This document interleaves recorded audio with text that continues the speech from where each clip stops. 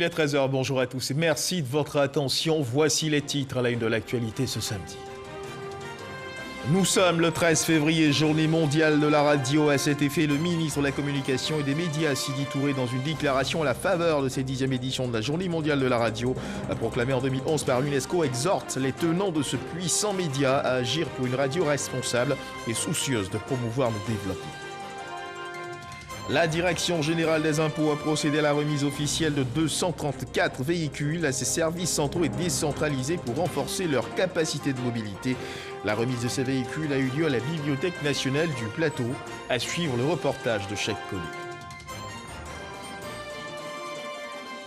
Et puis au Tchad, 12 personnes sur les 14 qui ont été arrêtées samedi dernier pendant qu'elles manifestaient contre un 6e mandat du président Idriss Déby ont été jugées hier vendredi 12 février. Elles ont été condamnées à 3 mois de prison avec sursis. Les 2 autres ont été relâchées pour infraction non constituée. Voilà pour l'essentiel. Oui, bonjour à tous. Réconcilier les cœurs et les esprits, travailler au raffermissement de la cohésion sociale et de la paix après les conflits intercommunautaires survenus dans la ville de Dabou pendant l'élection présidentielle. Eh bien, c'est tout le sens, voici tout le sens de la mission que s'est assignée le médiateur de la République, Adama Toungara, qui est allé à la rencontre des populations adjoukour et malinké de la ville de Dabou. Laure Goretti, Sidonie Davila. Les communautés adjoukour et malinké de Dabou chez le médiateur de la République.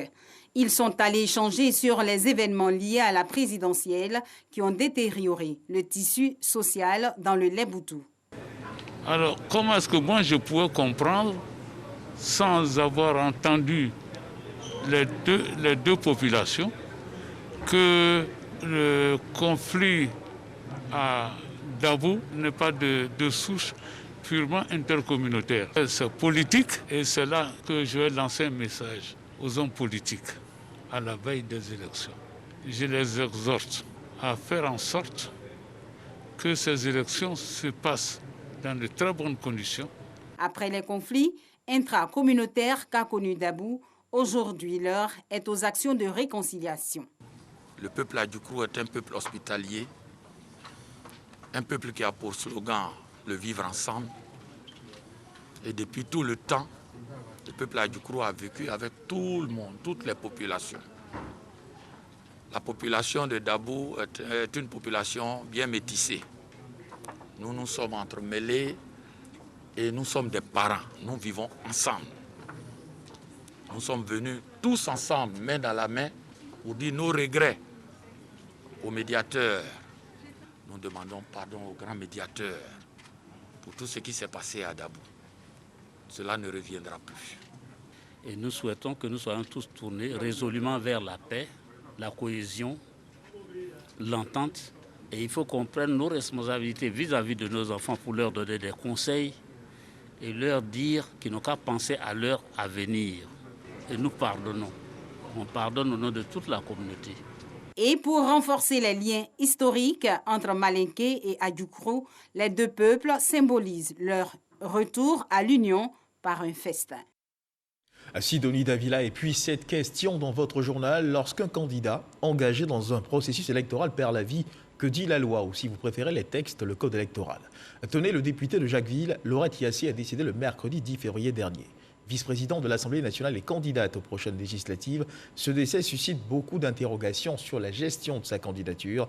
Sur le sujet, les textes de l'Assemblée nationale interrogés livrent la conduite à tenir en pareille circonstance. Le décryptage avec Sidonie Davila. Laurette Yassé, députée de Jacquesville, n'aura pas le temps de réaliser son rêve. Rempilée pour un autre mandat à l'hémicycle, la grande faucheuse lui a coupé l'herbe sous le pied. Madame Yassé est une dame d'abord cultivée, il faut le dire, bien réservée, je dirais équilibrée, parce que ses interventions à l'Assemblée étaient des interventions justes et bien dosées. Candidate à sa propre succession, elle fait partie des candidats retenus pour les législatives du 6 mars prochain. Alors qu'elle se préparait pour la campagne à venir, son décès vient mettre fin à ses ambitions de se voir réélire députée de Jacquesville pour le compte du PDCI RDA, son parti. En attendant la réaction de la CEI, le nouveau code électoral en son article 83 stipule: en cas de radiation d'un candidat, en application de l'article 27 du code électoral, de constatation d'inéligibilité ou de décès d'un candidat, il est procédé à son remplacement par un nouveau candidat au rang qui convient. Ce remplacement fait l'objet d'une déclaration complémentaire soumise aux dispositions du code électoral, à l'exclusion des délais fixés à l'alinéa 2 de l'article 24 ci-dessus. À cet effet, le PDCI-RDA vient de faire une déclaration. Le parti annonce qu'il désignera un nouveau candidat dans les délais requis par les tests de la CEI. La fille de feu Philippe Grégoire Yassé, Laurette Yassé, épouse de Memel, était aussi vice-présidente de l'Assemblée nationale. L'on estime à l'hémicycle qu'à moins d'un mois des prochaines échéances, le délai ne permet pas de saisir la commission électorale indépendante pour l'organisation d'une élection permettant de remplacer la défunte. Par ailleurs, l'institution souligne que les cas de décès ne font pas appel à suppléance, sauf cas de promotion ou autre. Et à côté de la question précédente qui vient de trouver réponse dans cet élément proposé par Sidonie Davila, sachez qu'aujourd'hui est un jour spécial pour tous ceux qui ont en commun la passion pour la radio, ce média sonore qui permet la transmission instantanée de données, de contenu sur les ondes ou sur Internet. Nous sommes le 13 février, journée mondiale de la radio. À cet effet, le ministre de la Communication et des Médias, Sidi Touré, dans une déclaration à la faveur de cette 10e édition de la journée mondiale de la radio proclamée en 2011 par l'UNESCO, exhorte les tenants de ce puissant média à agir pour une radio responsable et soucieuse de promouvoir le développement. Déclaration recueillie par Franck Quadio. Depuis l'émergence de la radio en Côte d'Ivoire en 1951 jusqu'à aujourd'hui, la Côte d'Ivoire compte 222 radios. Des radios qui s'intéressent au service public, à l'institutionnel, au commercial. Cet outil de communication de masse est célébré pour la 10e fois par les Nations Unies. La radio a une fonction fédératrice, une fonction sociale qui lui permet d'être en première ligne dans la consolidation de la cohésion sociale. Plus que tout autre média, la radio joue un rôle très important au niveau de l'animation locale et parvient, par sa proximité des populations, à faire vivre un audiovisuel décentralisé. À l'occasion de la Journée mondiale de la radio 2021, l'UNESCO invite les radios à mettre l'accent sur 3 sous-thèmes. L'évolution dans un monde en perpétuel mouvement. L'innovation avec des radios qui s'adaptent aux nouvelles technologies. Et la connexion pour une radio attachée à sa triple mission première qui est informer, éduquer et distraire. Les radios, surtout celles axées sur la proximité, sont invitées à promouvoir l'égalité, la protection des personnes fragiles, mais aussi développer la culture et l'éducation. Elles ne peuvent donc programmer des émissions contraires aux lois, aux bonnes mœurs ou portant atteinte à la sécurité du pays et à l'unité nationale. La célébration de cette 10e journée mondiale de la radio offre au gouvernement une occasion d'inviter les acteurs des médias, spécifiquement des radios, à continuer à jouer leur rôle avec la pleine conscience de leurs responsabilités, dans le respect de l'éthique, de la déontologie. Appel et exhortation donc aux collectivités à œuvrer au développement de ce secteur pour l'histoire. Rappelons que depuis le 13 février 2011, les États membres de l'UNESCO ont proclamé la Journée internationale de la radio qui deviendra Journée mondiale de la radio.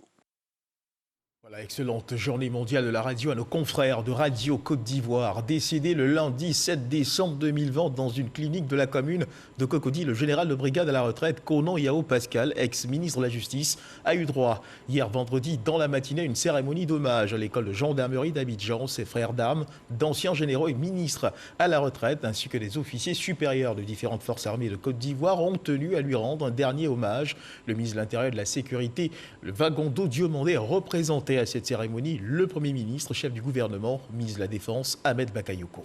Walter Amadou Ouattara.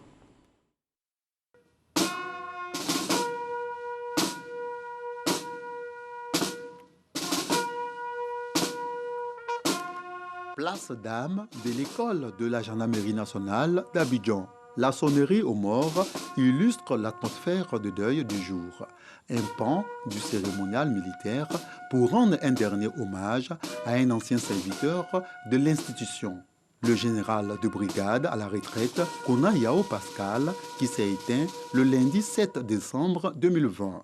L'oraison funèbre, dite par Grégoire Touvoli Bizobo, général à la retraite, retrace le brillant parcours professionnel du défunt marqué par 0 sanction. Yao, te connaissant, 2 heures ne me suffiraient pas pour égrener ta vie qui comporte plusieurs facettes. Attiré par le métier des armes, tu intègres l'école de gendarmerie d'Abidjan dès l'âge de 20 ans. Ta volonté de progresser t'ouvre. 6 ans plus tard seulement, vécu dans le corps des sous-officiers. À nouveau le seuil de l'école de gendarmerie, pour y suivre cette fois la formation d'officiers durant le cycle 1972-1974. Intègre et entier, tu étais d'une rigueur morale sans commune mesure. Sensible, tu avais l'oreille sur le cœur de tes collaborateurs dont tu étais le recours. Tu possédais un grand cœur. Le général de brigade Kona Yao Pascal a été ministre de la Justice, ex-président du conseil d'administration du Fonds de prévoyance militaire et décoré grand officier dans l'ordre national. Les officiels, au nombre desquels des anciens généraux et ministres à la retraite, ainsi que des officiers supérieurs en fonction, notamment le commandant supérieur de la gendarmerie nationale et le chef d'état-major général des armées, se sont inclinés sur la dépouille.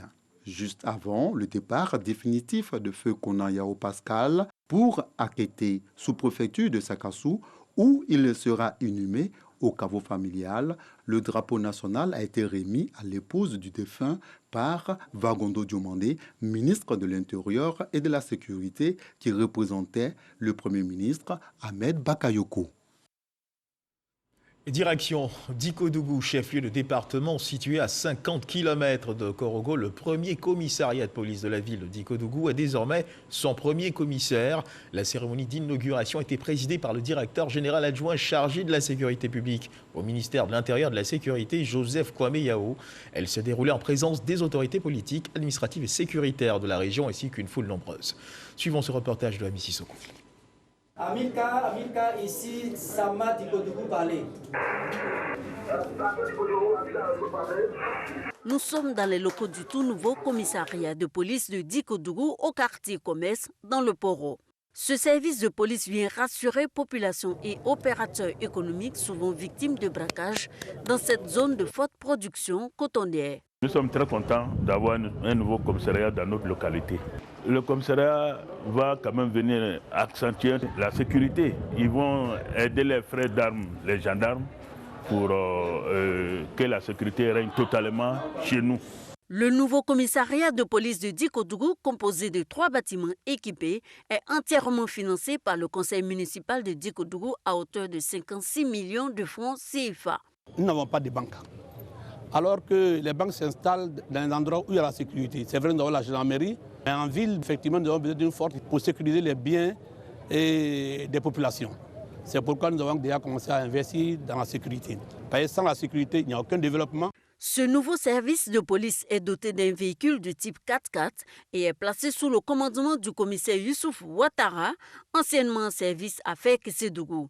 Il sera aidé dans sa tâche par 49 agents pour assurer la sécurité de 70 000 habitants du département de d'Ikodougou. Représentant le ministre de l'Intérieur et de la Sécurité, Vagondo Diomandé, à cette cérémonie, le général Joseph Kwame Yao a prôné la collaboration police-population. Chers parents, la police nationale est à votre entière disposition. Je voudrais vous inviter à lui apporter votre soutien en lui donnant des informations. Cela permettra de prévenir et de réprimer tous les agissements susceptibles d'affecter votre quiétude et votre tranquillité. En plus d'assurer les services régaliens, le nouveau commissariat de police de d'Ikodougou dispose d'un comité consultatif d'éthique et d'un bureau d'accueil genre chargé de la lutte contre les violences basées sur le genre. Et deuxième titre de ce journal, la Direction générale des impôts a procédé à la remise officielle de 234 véhicules à ses services centraux et décentralisés pour renforcer leur capacité de mobilité. La remise de ces véhicules a eu lieu à la Bibliothèque nationale du Plateau. Le reportage de Cheikh Koné. L'objectif de recette qui nous est assigné et qui s'établit, je l'arrondis toujours, à 2750 milliards de francs CFA, je dis qu'il est à notre portée, mais en même temps, en tant que premier responsable, je me dois d'accompagner les agents à travers les services qu'ils animent. Cet accompagnement s'est ainsi matérialisé par l'acquisition de 234 véhicules pour le compte des services centraux, des services de base et des services régionaux de l'administration fiscale. L'objectif est clair. Ce geste s'imposait à nous tous. Les véhicules récents dont dispose la Direction générale des impôts nous ont été alloués par l'État de Côte d'Ivoire au sortir de la crise post-électorale, c'est-à-dire en 2011. Il était donc tout à fait normal de penser au renouvellement du parc, d'autant plus que l'entretien des anciens véhicules nous revenait aussi cher que l'acquisition de nouveaux véhicules naturellement plus performants. Cette acquisition qui s'inscrit dans un vaste programme de dotation en engins roulants pour le compte de la Direction générale des impôts est évaluée à environ 5 milliards de francs CFA. Pour des raisons de respect strict des mesures barrières, la remise symbolique des clés s'est faite en présence de 25 responsables des services centraux, généraux et de base. 6 nouveaux véhicules d'un montant d'environ 300 millions de francs CFA ont été remis au ministère de l'Hydraulique et de l'Assainissement par la Banque mondiale. Objectif de ce don, renforcer les capacités de ce ministère pour les missions de suivi du projet de renforcement de l'alimentation en eau et en assainissement au milieu urbain, le PREMU. Patricia Omouetia nous en parle. Sur 8 véhicules, 6 ont été livrés dans le cadre de la mise en œuvre du projet de renforcement de l'alimentation en eau et en assainissement en milieu urbain PREMU. L'objectif est d'accroître l'accès et la qualité des services d'eau et l'accès à l'assainissement dans les zones urbaines. Le but est d'améliorer la planification et le suivi du secteur de l'eau potable en milieu urbain. C'est vrai que nous avons occupé le terrain, mais on était quelque peu handicapés par les moyens logistiques. Aujourd'hui, nous venons d'avoir ces moyens, donc nous sommes vraiment soulagés de cette difficulté. Et je parle aussi de reconnaissance, il faut vraiment l'exprimer à l'endroit de la Banque mondiale, qui nous a fait confiance. Nous avons fait une première phase du projet d'un montant de 50 millions de dollars, soit 29,4 milliards de francs CFA. Et suite au succès de ce projet, la Banque a bien voulu proroger ce projet en nous accordant un projet additionnel d'un montant de 88,2 milliards de francs CFA. Cela va nous permettre d'alimenter environ 1 200 000 habitants à l'horizon 2045. Dabou, Issia, Niakara et Songon sont les villes additionnelles retenues. Dans ces localités, les investissements seront axés sur le développement des capacités de production de forages neufs et réhabilités. L'extension du réseau et le programme de 8000 branchements sociaux vont régler les problèmes de déficit en eau et au faible taux d'accès dans ces centres. Parlons à présent d'amour, mesdames et messieurs. Vivre l'amour à distance, avez-vous déjà vécu cette expérience ? Si oui, vous vous retrouverez certainement dans l'élément qui va suivre. Sinon, vous vous ferez une belle idée de ce en quoi consiste ce type de relation. Un reportage qui met en exergue la capacité pour deux personnes de s'aimer malgré la distance. Un amour qui, dans ce type de cas, est marqué du sceau du virtuel, car la relation ne pouvant s'exprimer que par les réseaux sociaux. Le sentiment résiste-t-il véritablement à la distance ? Il est vrai que les réseaux sociaux permettent de rapprocher les cœurs, mais arrivent-ils véritablement à protéger les amoureux de quelque forme de tentation ? Les réseaux sociaux peuvent-ils à eux seuls maintenir la flamme de l'amour allumée ? C'est à toutes ces questions qu'ont essayé de répondre Evelyne Yeboué et Godefroy Okambawa dans cet élément que je vous invite à suivre.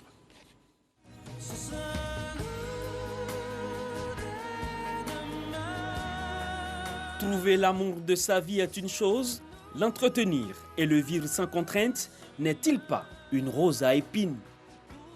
Annie est une jeune femme dynamique, assistante en ressources humaines dans une entreprise de la place. Fiancée, elle est dans l'air du temps. Et pratiquement tous les soirs, c'est le même rituel. le regard tourné vers son téléphone. Échanger avec son âme sœur qui se trouve dans un autre pays pour des raisons professionnelles.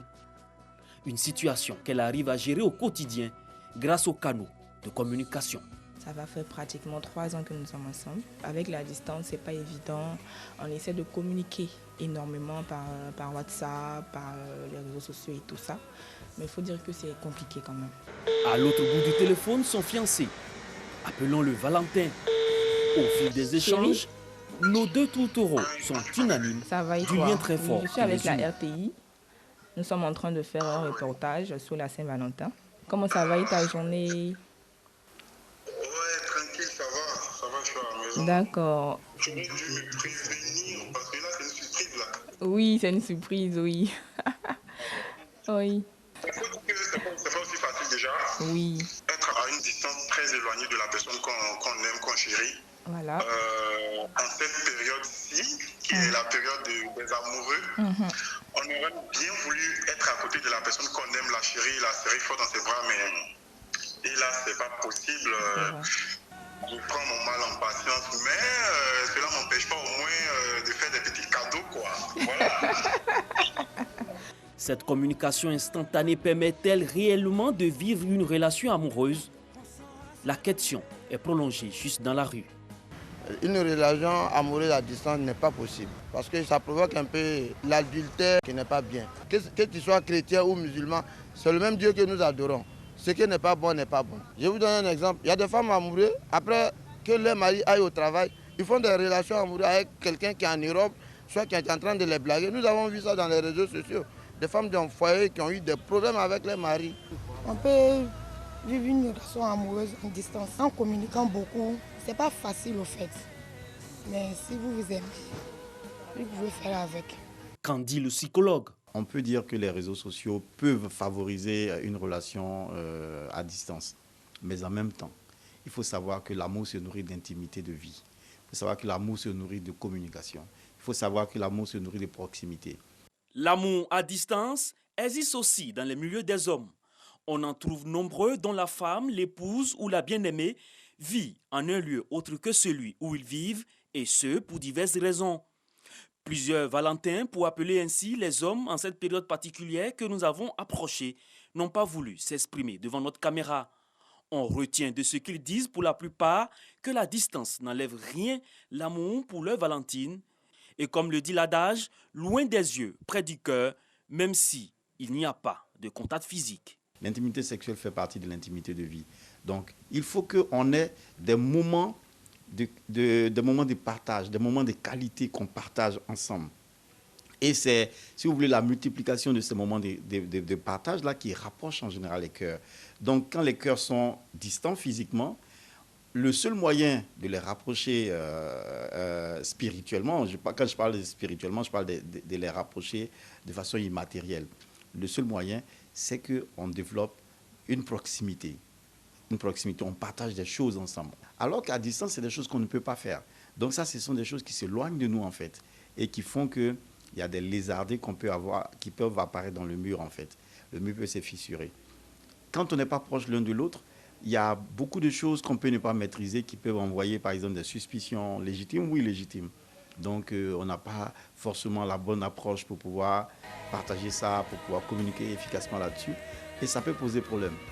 Même si entretenir aujourd'hui une relation amoureuse à distance n'est pas chose aisée, l'amour reprend tout son sens et toute splendeur quand vient la Saint-Valentin. Une chose est sûre, la Saint-Valentin a conquis le cœur de la Côte d'Ivoire, dans les villes et jusque dans les villages.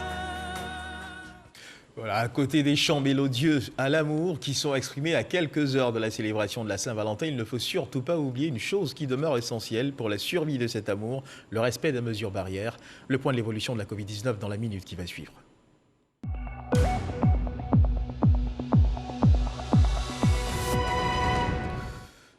Le ministère de la Santé et de l'Hygiène publique a enregistré hier, vendredi 12 février 2021, 191 nouveaux cas de Covid-19 sur 3418 échantillons prélevés, soit 5,6% de cas positifs, 178 guéris et 2 décès. À la date donc du 12 février 2021, la Côte d'Ivoire compte 30 717 cas confirmés, dont 28 914 personnes guéries, 173 décès et 1630 cas actifs.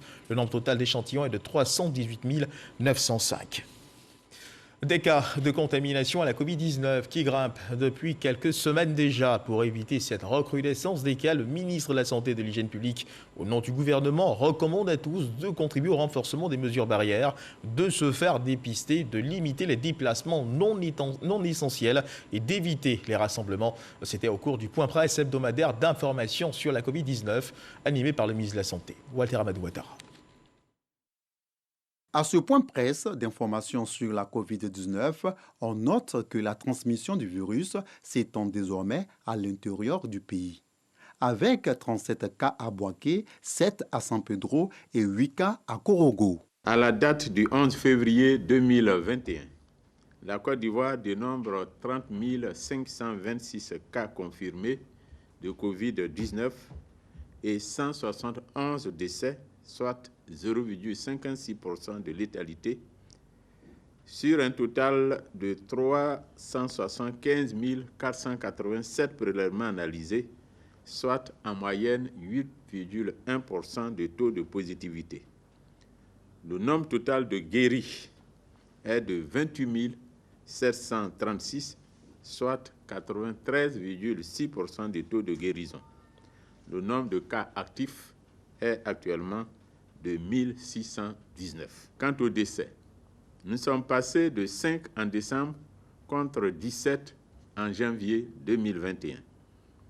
Une autre analyse des décès montre que du 1er au 11 février, 17 décès ont été enregistrés, soit au moins un décès par jour. Ces décès concernent tous les types de patients avec ou sans comorbidité. Le taux de positivité moyen est passé de 2,9% en décembre à 7,3% en janvier 2021 et s'établit début février à 6,7%. La souche du virus en circulation en Côte d'Ivoire, d'après l'Institut Pasteur du pays, qui a commencé le séquençage du génome du virus, indique une forte suspicion de la circulation du variant anglais. Face à l'épidémie, le ministre de la Santé et de l'Hygiène publique rappelle l'obligation du port du masque. Notre reprise épidémique se caractérise donc par une circulation active du virus dans les communautés, ce qui fait craindre une explosion épidémique. C'est pourquoi, avec la célébration dimanche de la Saint-Valentin, le gouvernement tient à rappeler à nouveau aux amoureux qu'ils doivent vivre. Ils doivent vivre grâce à l'obligation du port de masque, notamment dans les transports en commun, dans les services publics et privés et dans tous les espaces publics. Surtout, le respect de la distanciation physique qui se traduit par ne plus se toucher, quelle que soit la forme de toucher, pas d'accolade, pas de main acérée pour se saluer. Les amoureux qui sont donc appelés au respect strict des mesures barrières. Et puis l'actualité, c'est également ce rectificatif. Le médicament Fervex adulte sans sucre, annoncé comme interdit de commercialisation le 2 février dernier par l'autorité ivoirienne. Des régulations pharmaceutiques peut à nouveau être commercialisé. Dans une note de rectification signée de l'AIRP le 11 février dernier, l'autorité ivoirienne des régulations pharmaceutiques informe qu'il est possible de le commercialiser à nouveau, car l'anomalie signalée par le fabricant concerne les produits fabriqués depuis le 7 décembre, un lot qui n'est pas encore arrivé sur le marché ivoirien. Élément d'explication avec Salima Toudia. L'information a fait l'effet d'une surprise. Le 2 février, l'autorité ivoirienne de régulation pharmaceutique informait de l'arrêt de commercialisation de la spécialité Fervex adulte sans sucre. La raison ? Tout est parti d'une alerte qui a été donnée par le laboratoire propriétaire de la marque de ce produit, exploitant de cette marque, qui a lui-même constaté au niveau de l'usine qui fabrique ce produit un défaut de fabrication. Face à cette alerte, l'AIRP, qui est l'autorité ivoirienne de régulation pharmaceutique, a réagi en émettant cet arrêt, cette suspension de l'autorisation du produit, le temps d'avoir toutes les informations. Seulement, ce 11 février, une note rectificative vient annuler cette décision. L'anomalie signalée ne concerne pas les produits disponibles sur le marché ivoirien. Les lots qui ont été incriminés dans cette affaire n'ont jamais été commercialisés en Côte d'Ivoire et ne seront jamais commercialisés en Côte d'Ivoire. Toutes ces mesures ont été entreprises au niveau du laboratoire et ils ont sorti de la chaîne les lots qui sont incriminés. Des produits sans risque, l'ordre des pharmaciens attire donc l'attention des populations. Ça démontre qu'au niveau du ministère de la Santé, des dispositions sont prises pour sécuriser les produits qui arrivent aux populations. C'est sûr que dès qu'un incident arrive, automatiquement, on a les mécanismes pour faire retirer tout de suite le produit incriminé. Une occasion d'inviter les populations à éviter les médicaments de la rue. Dans l'actualité internationale au Tchad, 14 personnes qui ont été arrêtées samedi dernier pendant qu'elles manifestaient contre un 6e mandat du président Idriss Déby ont été jugées hier vendredi 12 février. 12 personnes sur ces 14 personnes ont été condamnées à 3 mois de prison avec sursis. Les 2 autres personnes ont été relâchées pour infraction non constituée. C'est la fin de cette édition. Excellente journée mondiale de la radio. Dieu garde la Côte d'Ivoire.